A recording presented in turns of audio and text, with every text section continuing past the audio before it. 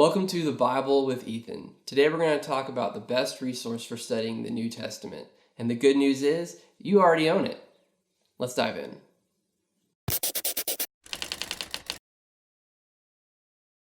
Sometimes when we're studying the Bible, we have a tendency to overcomplicate things.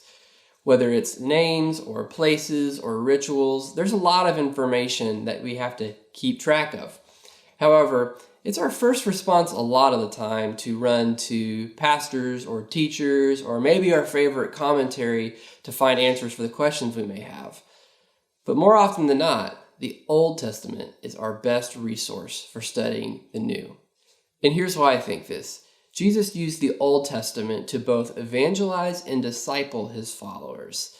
For the rest of this video, I want to look at one passage together.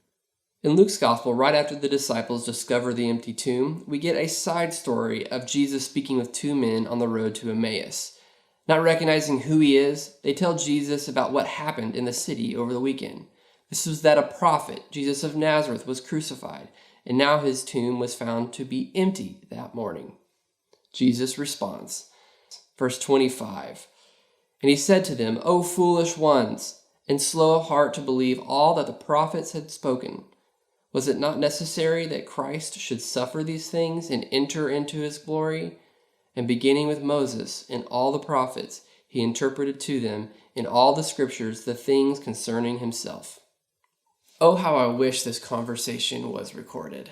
This was one of the first things that we see the risen Lord do after his resurrection.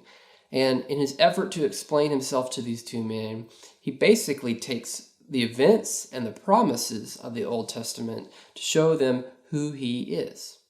Did you catch what he called them? Foolish. He called them foolish, not because they didn't recognize him as he was passing them on the road.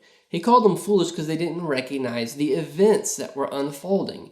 A prophet had just died and then rose again. This prophet had suffered. This prophet had fulfilled all sorts of scripture. If they had known their scripture, then they would know that this man was in fact the promised one to come. That's why they were foolish. We too often miss this link. And I think the full reality of who Christ is and who Christ was promised to be is found when you read the Old Testament with the New. And if you feel under-equipped to understand the Old Testament, then know that you're in the right place.